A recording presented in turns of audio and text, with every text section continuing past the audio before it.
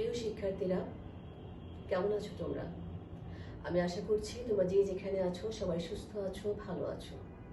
আমার accounting theory ক্লাসে তোমাদের স্বাগত জানাচ্ছি। আমি অ্যাকাউন্টিং থিওরি কোর্সটার আজকে নতুন একটা চ্যাপ্টার নিয়ে আলোচনা করব। সেই চ্যাপ্টারের নাম হচ্ছে আর্নিংস ম্যানেজমেন্ট, অর্থাৎ যার বাংলা হচ্ছে আয় ব্যবস্থাপনা। তো চলো শিক্ষার্থীরা, আমরা ক্লাসটা শুরু করি।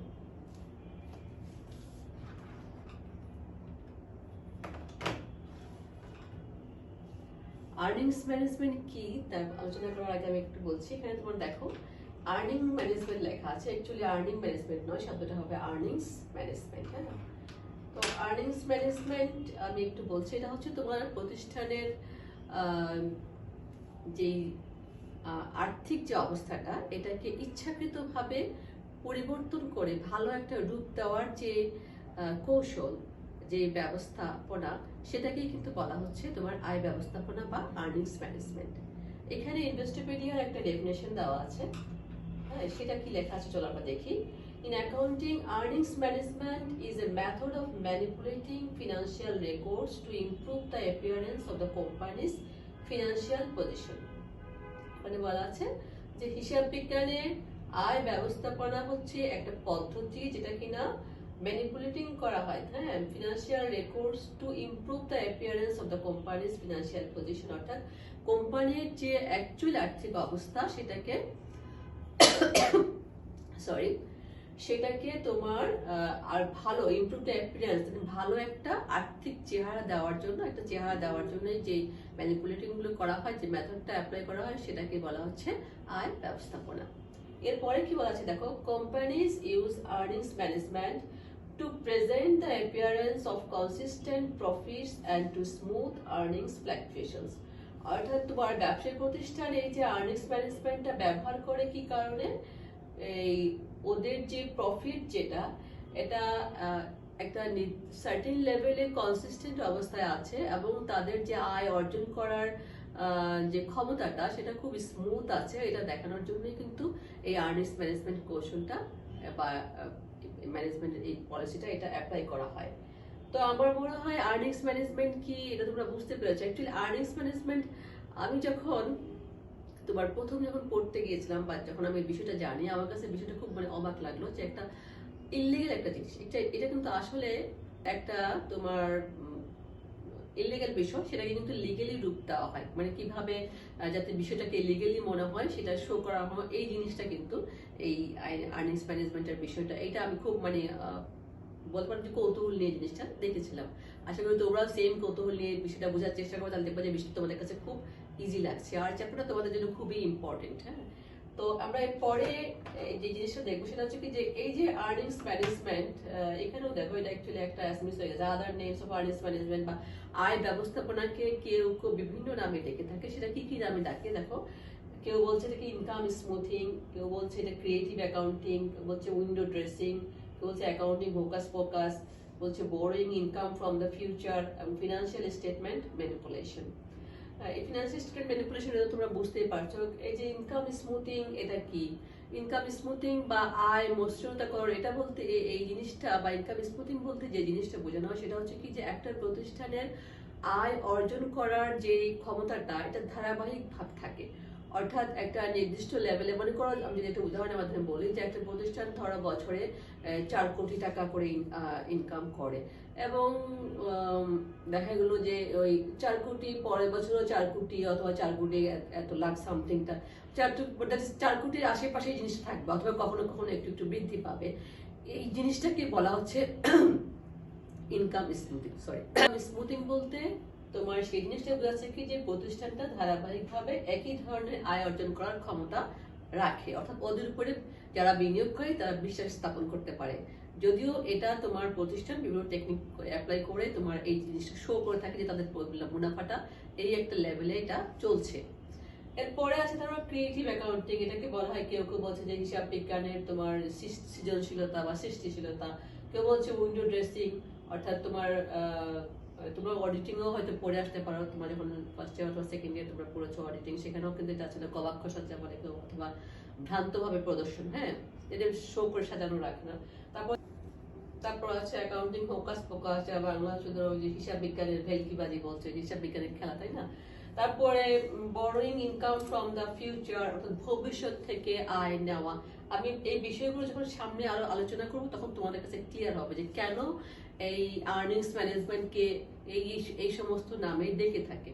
আর দ্যাট ইজ আর্নিংস ম্যানেজমেন্ট কিভাবে কাজ করে। যখন তোমরা জিনিসটা জানতে পারবে যে আর্নিংস ম্যানেজমেন্ট কিভাবে কাজ করে, তখন তোমরা বুঝতে পারবে যে তাকে কেন এত এত নামে ডাকা হয়। এরপরে হচ্ছে তোমার যে ফিনান্সিয়াল স্টেটমেন্ট ম্যানিপুলেশন, এটা তো বুঝতেই পারছো। আমরা এরপরে চলে যাচ্ছি তোমার, সেটা হচ্ছে কি যে এই যে আর্নিংস ম্যানেজমেন্ট আমরা বলছি, আয় ব্যবস্থাপনা, এটা করার পিছনে কি কারণটা রয়েছে, অর্থাৎ কেন এই আয় ব্যবস্থাপনা করা হয়। ব্যবসা প্রতিষ্ঠান বা যে কোনো প্রতিষ্ঠান তোমার পরিচালনা করা হবে, সেটা তার যে নির্দিষ্ট লক্ষ্য আছে সেটা অর্জন করার জন্য।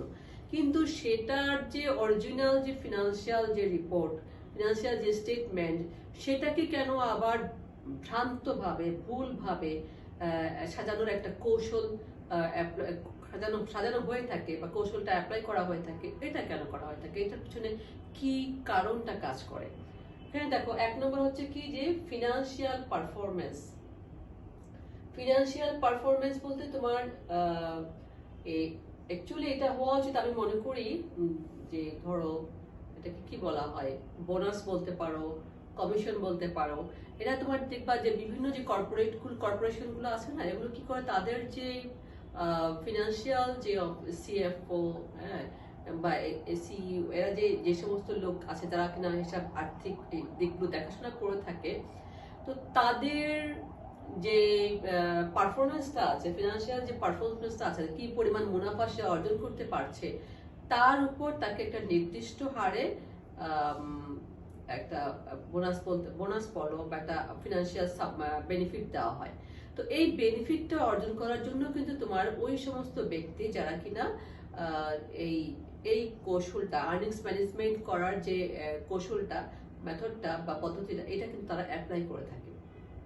কেননা তাদের নিজস্ব বেনিফিটের জন্য। এটা হচ্ছে একদম ব্যক্তি পর্যায়ে, অর্থাৎ যিনি কিনা তোমার প্রতিষ্ঠানের এই যে ফিনান্সিয়াল বিষয়গুলো দেখাশোনা করে থাকে, তার কাজের উপর ভিত্তি করে, হিসাবের উপর মুনাফা অর্জনের ক্ষমতার উপর ভিত্তি করেই কিন্তু তাকে একটা নির্দিষ্ট বেনিফিট দেওয়া হয়, এবং সেটা অর্জন করার জন্য তিনি কিন্তু এই আর্নিংস ম্যানেজমেন্টের সাহায্য নিয়ে থাকেন।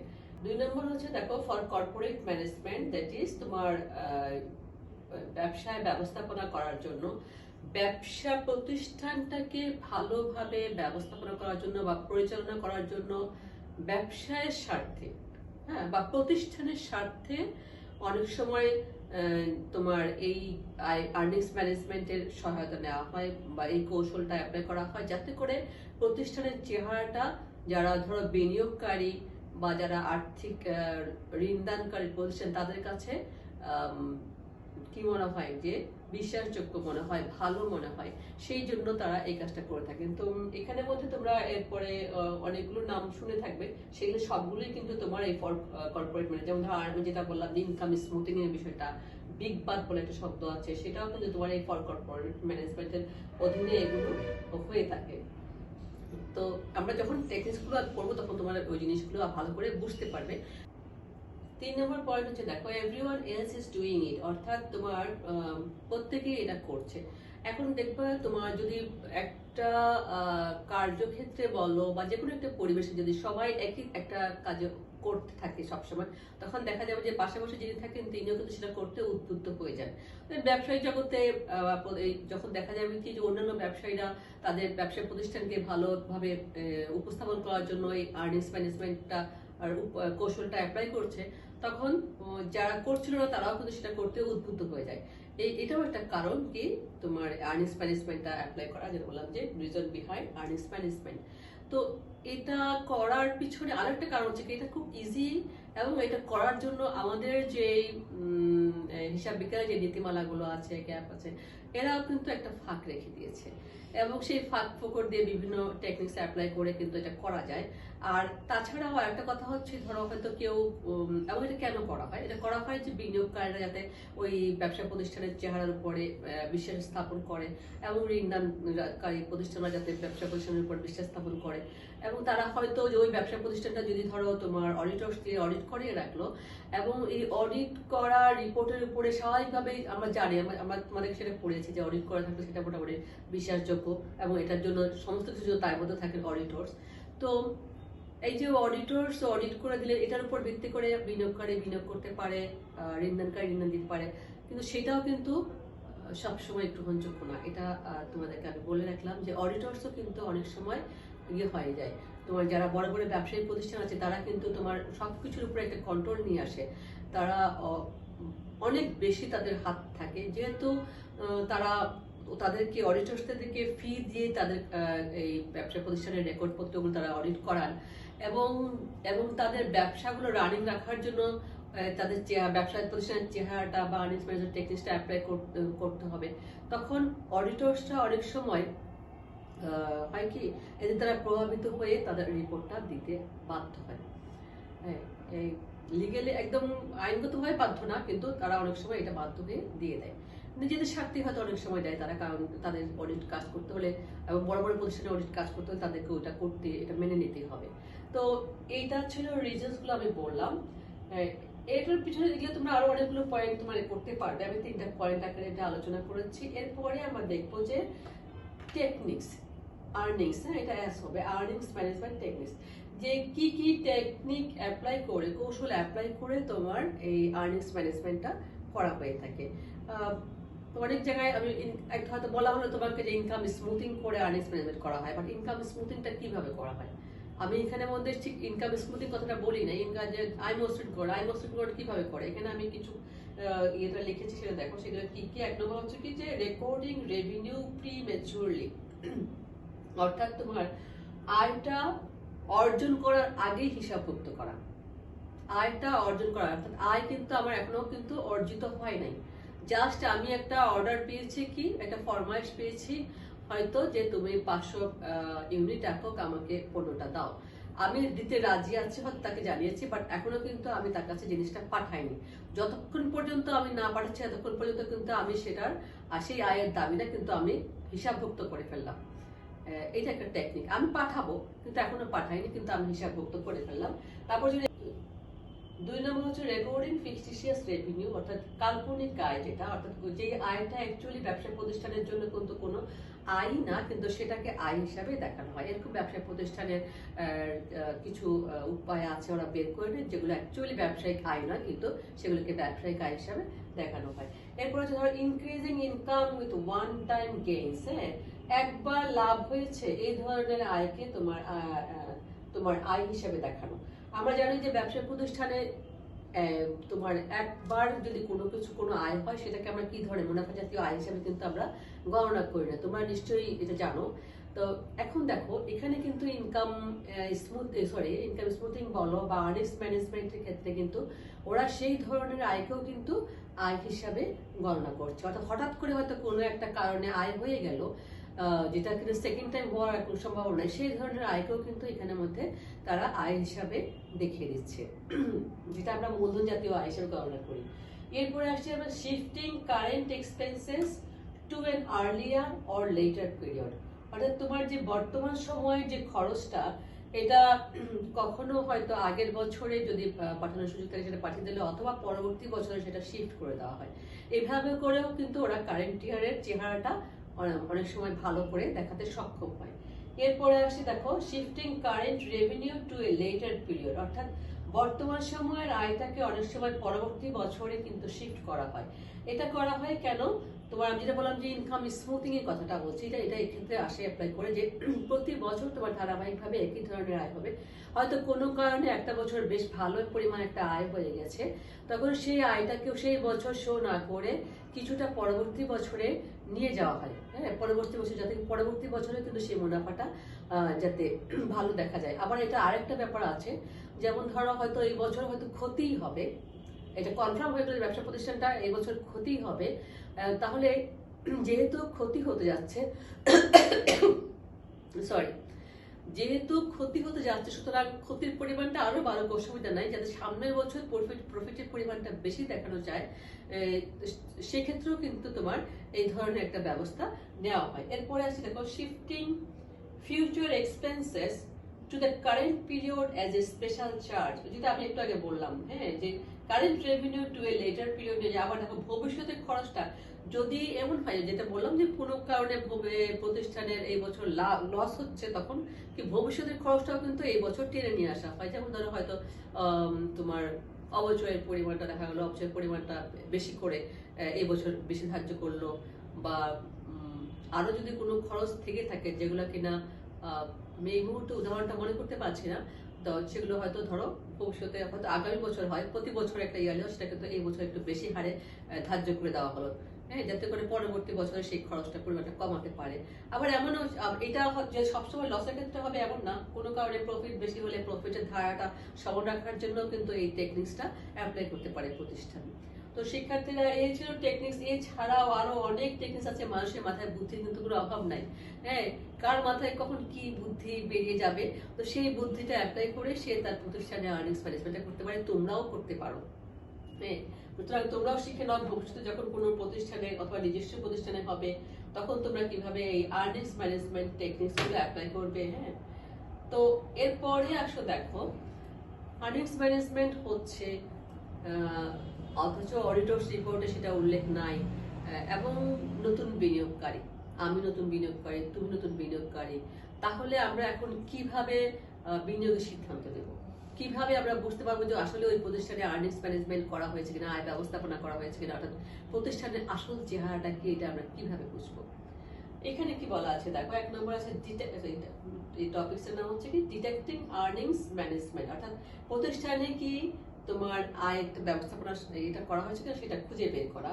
এটার জন্য দেখো ফিনান্সিয়াল স্টেটমেন্ট অ্যানালাইসিস, এটা খুব ভালো করে জানতে হবে যে আর্থিক যে বিবরণীটা আছে এটাকে বিভিন্নভাবে বিশ্লেষণ করার যে কৌশলগুলো আছে সেটা খুব ভালো করে জানতে হবে, তাহলে কিন্তু একটা ব্যবসা প্রতিষ্ঠানের সম্পর্কে আইডিয়া করা যাবে। তার মধ্যে কি কি জিনিসগুলো অ্যানালাইসিস করা, অনেকগুলো উপায়, তার মধ্যে যেগুলো এগুলো হচ্ছে মাস্ট জানতে হবে। দেখো, internal liquidity solvency analysis ratio, আমি কিন্তু রেশিওগুলো নিয়ে এখন আলোচনা করতে যাব না, কারণ তাহলে আমরা আমাদের এই চ্যাপ্টারের যে বিষয়গুলো মূল যেটা সেটা আমি জাস্ট এগুলো জানতে বললাম, যে কিভাবে তুমি যদি তুমি হও নতুন বিনিয়োগকারী অথবা আমি হই নতুন বিনিয়োগকারী, তাহলে আমরা কিভাবে একটা প্রতিষ্ঠানের যে আর্নিংস ম্যানেজমেন্ট করা হয়েছে কিনা, অর্থাৎ কোনো রকম কৌশল অ্যাপ্লাই করে প্রতিষ্ঠানের চেয়ার ভালো হচ্ছে সেটা আমরা কিভাবে ডিটেক্ট করতে পারবো।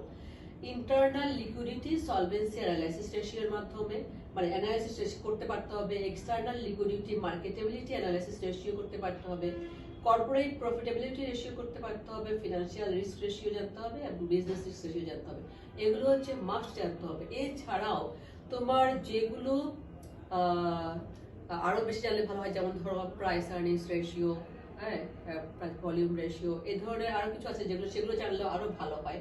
তাহলে একটা প্রতিষ্ঠান সম্পর্কে মোটামুটি তুমি বা আমরা যাই হই না কেন একটা প্রতিষ্ঠান সম্পর্কে আইডিয়া নিতে পারবো যে সে আসলেই কোনো কৌশলের আশ্রয় নিয়েছে কিনা, না তার আসল চেহারাটা কি সেটা তখন খুঁজে বের করা সম্ভব হবে। তো এটা তো মোটামুটি আমরা আর্নিংস ম্যানেজমেন্ট কি সেটা জানতে পারলাম। প্রথমে আমরা কি পড়লাম, আর্নিংস ম্যানেজমেন্ট কি, দেন আমরা আর্নিংস ম্যানেজমেন্ট কি কতগুলো নামে ডাকা হয়, হ্যাঁ, বলা ইনকাম স্মুথিং, আমরা বুঝে গেলাম যে অ্যাকচুয়ালি এটা হচ্ছে কি আর্নিংস ম্যানেজমেন্ট করা হয়েছে। তারপরে হচ্ছে কি তোমার এরপরে আমরা পড়লাম কি যে রিজন গুলা না, তারপরে পড়লাম আমরা টেকনিক্স গুলো, এখন পড়লাম আমরা ডিটেকটিভ গুলো। আমরা এরপরে যে এটা আলোচনা করবো সেটা হচ্ছে কি ধরো আর্নিংস পার শেয়ার। হ্যাঁ, তোমরা অ্যাকচুয়ালি এই চ্যাপ্টারে যেই অঙ্কগুলো বা যে জিনিসটা জানতে পারবে সেটা হচ্ছে কিভাবে আর্নিংস পার শেয়ার নির্ণয় করা হয়। তোমরা এই জিনিসটা অ্যাকচুয়ালি আরো জুনিয়র ক্লাসে তোমরা পড়ে আসছো, তোমরা ফিনান্স যখন পড়েছো তখন নিশ্চয়ই পড়েছো আর্নিংস পার শেয়ার কিভাবে নির্ণয় করতে, আসলে নতুন কিছু না। এই চ্যাপ্টারটা অ্যাকচুয়ালি তোমাদের জন্য বেশ ইম্পর্টেন্ট। কেন, এই চ্যাপ্টার থেকে প্রায় সময় তোমাদের দুটো অঙ্ক এসে থাকে পরীক্ষায়, বি পার্টে এবং সি পার্টে, সেটা একটা বিষয়। তো কঠিন নয়, সহজ চ্যাপ্টার, তোমরা একটু চেষ্টা করলেই এই চ্যাপ্টারে যেই প্রবলেমগুলো আছে এগুলো তোমরা সলিউশন করতে পারবে, যেহেতু তোমরা প্রিভিয়াস ইয়ারে করে এসছো। আর তো এখানে যে জিনিসটা আমি জানি, প্রথমেই আমরা এখানে আর্নিং পার শেয়ার বলতে আসলে কি বোঝায়। আর্নিং পার শেয়ার বা শেয়ার প্রতি আয় কি, এটা আমার মনে হয় আলোচনার কিছু নাই, তারপরেও একটু বলছি। সেটা হচ্ছে কি যে একটা ব্যবসা প্রতিষ্ঠানের তোমার যে পরিমাণ শেয়ার বিলি করা হয়েছে, সেই সমস্ত শেয়ারের বিপরীতে কি পরিমাণ আয় অর্জিত হচ্ছে সেটা নির্ণয় করা, বা আরো সহজ কথা যদি বলি যে ওই ব্যবসা প্রতিষ্ঠানটার ভ্যালু কত সেটা আসলে নির্ণয় করা হয়, তাই না? টোটাল ভ্যালুটাকে যদি টোটাল শেয়ার দিয়ে নেবে তাহলে শেয়ার, তখন শেয়ার প্রতি আয়টা বের হয়ে আসবে। তো এই জিনিসটা আমরা এখানে নির্ণয় করব। হ্যাঁ, আর্নিংস পার শেয়ারটা নির্ণয় করার আগে আমরা একটু ক্যাপিটাল স্ট্রাকচারটা আলোচনা করে নিই। ক্যাপিটাল স্ট্রাকচার বা মূলধন কাঠামো বলতে কি বোঝায় এটাও তোমরা জানো, তারপরেও আমরা একটু আলোচনা করি। এটা হচ্ছে কি তোমার একটা ব্যবসা প্রতিষ্ঠানের যেই যে বিনিয়োজিত যে অর্থটা আছে, দ্যাট ইজ তোমার সেখানের মধ্যে ইকুইটি থাকতে পারে, প্রেফারেন্স শেয়ার ক্যাপিটাল থাকতে পারে, ডেট থাকতে পারে, বন্ড থাকতে পারে, এই সমস্ত মিলায়ে যে টাকাটা প্রতিষ্ঠানে নিয়োজিত আছে তার টোটাল ফিগারটাকে বলা হয় ক্যাপিটাল স্ট্রাকচার। অর্থাৎ শুধুমাত্র শেয়ার ভ্যালু, শেয়ারের মূল্যটাই কিন্তু ক্যাপিটাল নয়, স্ট্রাকচারের মধ্যে কিন্তু ঋণপত্র এগুলো সমস্ত কিছু ওখানের মধ্যে আসে। তো এইটা আমরা আর্নিং পার শেয়ার নির্ণয় করার জন্য এখানের মধ্যে ক্যাপিটাল স্ট্রাকচার আবার দুটো ভাবে ভাগ করা হচ্ছে। একটা হচ্ছে সিম্পল ক্যাপিটাল স্ট্রাকচার, একটা হচ্ছে complex capital structure. Simple capital structure কি, এখানে মধ্যে ধরো তোমার যেই কি বলবো equity share capital, preference share capital এগুলো তো থাকবে, কিন্তু তোমার পরিবর্তনশীল, দ্যাট ইজ কনভার্টেড কোনো কিছু এখানে মধ্যে থাকবে না। বন্ড সবকিছুই থাকতে পারে, কিন্তু এমন কিছু থাকবে না যেটা রূপান্তরযোগ্য কোনো কিছু, ডিলিউটেড শেয়ার বা রূপান্তরযোগ্য কোনো কিছু থাকবে না যেটার কারণে তোমার শেয়ার প্রতি আয়টা প্রভাবিত হবে। তো সেই ধরনের ক্যাপিটাল স্ট্রাকচারকে বলা হচ্ছে সিম্পল ক্যাপিটাল স্ট্রাকচার। আর কমপ্লেক্স ক্যাপিটাল স্ট্রাকচার মানে কি, এখানে মধ্যে তোমার রূপান্তরের বিষয়টা আসবে। তো আমরা আজকে এই সিম্পল ক্যাপিটাল স্ট্রাকচারের ক্ষেত্রে কিভাবে আর্নিংস পার শেয়ার নির্ণয় করা হয় সেই জিনিসটা আমরা দেখব। তো প্রথমে আমরা ধরো তোমার যদি শুধুমাত্র ইকুইটি শেয়ার ক্যাপিটাল থাকে একটা প্রতিষ্ঠানে, তাহলে কিন্তু তোমার আর্নিংস পার শেয়ার নির্ণয় করাটা খুব সহজ। আমরা তো শুধু তোমার যে প্রতিষ্ঠানের যে মুনাফা, যেটা বন্টন করার জন্য যে মুনাফাটা, সেটাকে যদি আমরা শেয়ারের সংখ্যাটা দিয়ে ডিভাইড করি তাহলে কিন্তু আমরা শেয়ার প্রতি আয় পেয়ে যাই। আর্নিংস পার শেয়ারের যে সূত্রটা আছে তোমরা জানো, তারপর আমি লিখেছি calculation of earnings per share, that is earnings per share equal to কি, দেখো earnings earnings available for common stock holders, অর্থাৎ কমন স্টক হোল্ডার বা ইকুইটি শেয়ার হোল্ডারদের জন্য যে পরিমাণ আর্নিংস অ্যাভেলেবল, যেটা আমি একটু আগে বললাম, সেটাকে নাম্বার অফ শেয়ার দিয়ে যদি আমরা নাম্বার অফ শেয়ারস আউটস্ট্যান্ডিং বলতে তোমার এই যে শেয়ার যেটুকু বিলি করা হয়েছে তা যাদের হাতে এখনো শেয়ার আছে সেই সমস্ত শেয়ার সংখ্যাটাকে বোঝানো হয়ে থাকে। তো সেই শেয়ার সংখ্যাটা দিয়ে যদি ডিভাইড করি তাহলে আমরা আর্নিংস পার শেয়ারটা পেয়ে যাব। হ্যাঁ, এবং এই যে আর্নিংস পার শেয়ারের যে এই যে জায়গাটা দেখো, earnings available for common stock holders, that is তোমার ESCS যেটাকে বলা হয়। এই ESCS এটা কিন্তু নির্ণয় করার জন্য আমরা একটা টেবিল ফলো করি। দেখো টেবিলটা দেখলে তোমরা বুঝতে পারবে টেবিলটা কি। দেখো table showing for calculation of ESCS, যেটা আমি একটু আগে বললাম। সেলস, হ্যাঁ সেলস এর একটা পরিমাণ ব্যবসা প্রতিষ্ঠান থাকতে পারে, সেলস থেকে ভ্যারিয়েবল কস্ট আমরা লেস করলাম, লেস যদি করি তাহলে আমরা কি পাবো, কন্ট্রিবিউশন। এই জিনিসগুলো তোমরা জানো, তারপরেও আবার একটু রিভিশন দিয়ে নেওয়া, যেহেতু আমরা এই চ্যাপ্টারে এই অঙ্কগুলো করবো তারপরে জন্য বলছি। সেলস থেকে যদি আমরা ভ্যারিয়েবল কস্ট বাদ দেই তাহলে আমরা কন্ট্রিবিউশনটা পাবো, কন্ট্রিবিউশন থেকে যদি আমরা ফিক্সড কস্টটা বাদ দেই তাহলে আমরা পাচ্ছি earnings before interest and tax, that is EBIT। এখানে আমার অ্যাকচুয়ালি আমার খুবই বিরক্ত লাগছে, আমি এটা সবগুলো জায়গায় অ্যাজ পার করে দিয়েছি earnings before interest and tax EBIT, এটা পেলাম আমরা এখান থেকে। লেস ইন্টারেস্ট এক্সপেন্স, যেটা আমাদের যদি কোনো ডেট ক্যাপিটাল থাকে, অর্থাৎ ঋণ নেওয়া যদি কোনো থাকে, সেটার যদি কোনো ইন্টারেস্ট থাকে সেটাও কিন্তু আমরা এখানে বাদ দিয়ে দেব। তারপরে সেটা বাদ দেওয়ার পরে আমরা যেটা পাবো সেটা হচ্ছে কি আর্নিং বিফোর ট্যাক্স। একটু আগে ছিল এটা কি ছিল, earning before interest and tax, এখন ইন্টারেস্ট বাদ দেওয়ার পরে থাকলো কি আর্নিং বিফোর ট্যাক্স। এই জায়গাটায় এসে আমরা এবার ট্যাক্স বাদ দেবো, যে ট্যাক্সের একটা নির্দিষ্ট পার্সেন্ট কোশ্চেনে দেওয়া থাকতে পারে, নাও দেওয়া থাকতে পারে। যদি না দেওয়া থাকে তাহলে আমরা একটা অ্যাজাম্পশন করে নিয়ে সেটা বাদ দিয়ে দেবো। বাদ দিলে পরে আমরা যেটা পাবো সেটা হচ্ছে কি আর্নিং আফটার ট্যাক্স, বা এটাকে বলা হয় EAT।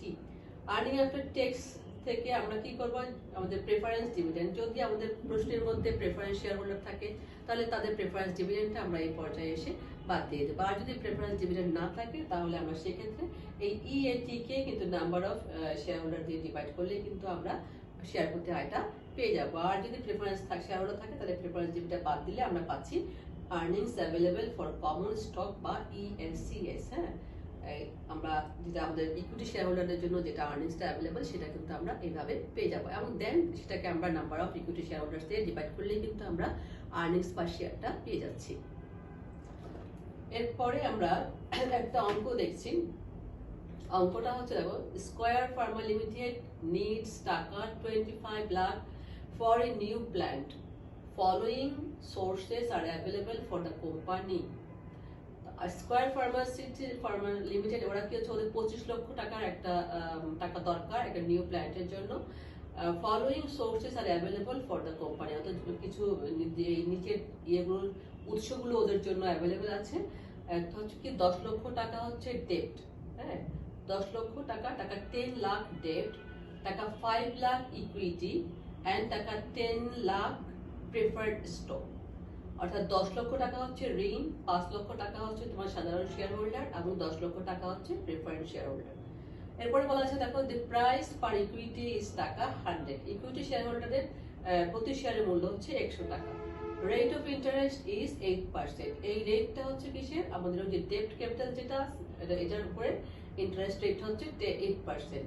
প্রেফার্ড স্টক ডিভিডেন্ড 9%, আমাদের এই যে প্রেফার্ড স্টক যেটা 10 লাখ, এটার ডিভিডেন্ড রেট হচ্ছে 9%।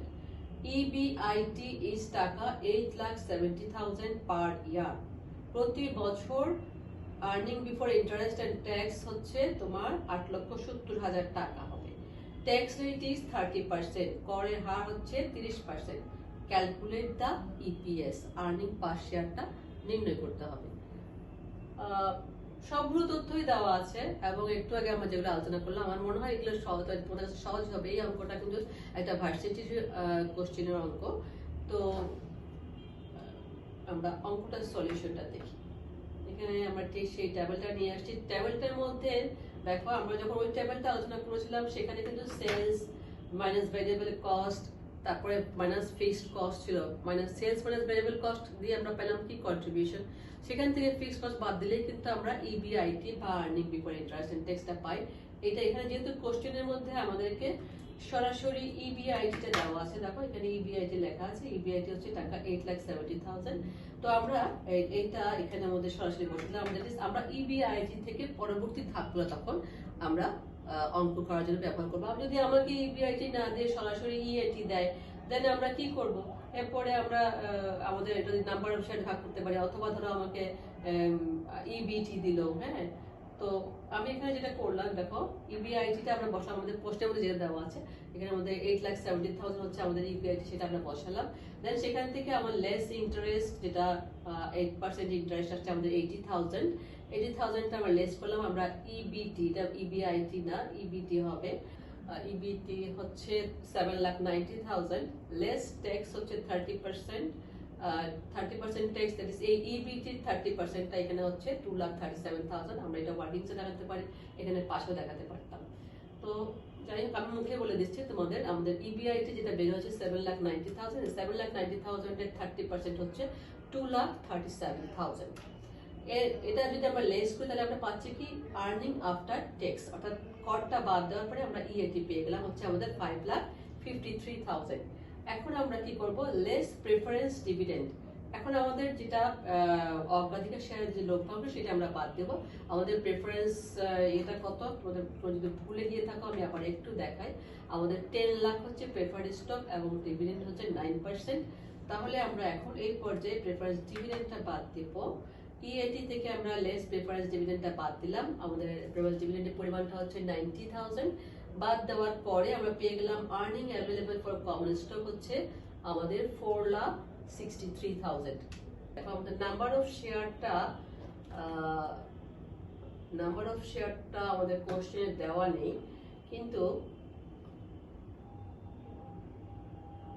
আমাদের এখানে দেখো যে ইকুইটি শেয়ারে যে টাকার পরিমাণটা দেওয়া আছে কত 5 লাখ, 5 লাখ দেওয়া আছে এবং প্রাইস দেওয়া আছে হচ্ছে 100 দিয়ে যদি আমরা 5 লাখকে ডিভাইড করি তাহলে আমরা পাচ্ছি কত, আমাদের নাম্বার অফ শেয়ার হচ্ছে 5000। এটা তোমরা ওয়ার্কিং করে দেখে দিতে পারো, আমি ওয়ার্কিংসটা করি নেই, মুখে মুখেই করা। নাম্বার অফ শেয়ার হচ্ছে কত আমাদের 5000।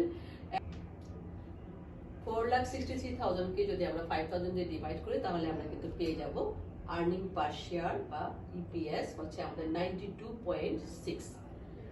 তো প্রিয় শিক্ষার্থীরা, আমরা এই অঙ্কটার মধ্যে যেহেতু আমাদেরকে বলেছে অনলি আর্নিং পার শেয়ার বের করতে, সেজন্য আমরা এখানে শুধুমাত্র আর্নিং পার শেয়ার বের করলাম। কিন্তু যদি তো শিক্ষার্থীরা আজকে এই পর্যন্তই, আমি আর সামনে প্রসিড হচ্ছি না। সামনে আমরা এই যে সাধারণ যে ইয়েটা সিম্পল ক্যাপিটাল স্ট্রাকচারের আরো কিছু নিয়ম আছে সেগুলো দেখিয়ে দেবো, এবং সেগুলোর সাথে আমি কিভাবে শেয়ারের মূল্য অন্যান্য জিনিস নির্ণয় করা হয় সেগুলো আমি অন্যান্য বিষয় নির্ণয় করা সেগুলো আমি তোমাদেরকে দেখিয়ে দেবো। তোমরা যেটা করবে সেটা হচ্ছে যে তোমাদের বইয়ের যে অঙ্কগুলো করে দেওয়া আছে তোমরা সেই অঙ্কগুলো দেখবে ভালো করে এবং রুলসগুলোও পড়বে। সবগুলো তো এখানে বলে দেওয়া যায় না, হয়তো কিছু এদিক ওদিক পড়লে তোমাদের কাছে বিষয়টা আরো ক্লিয়ার হবে।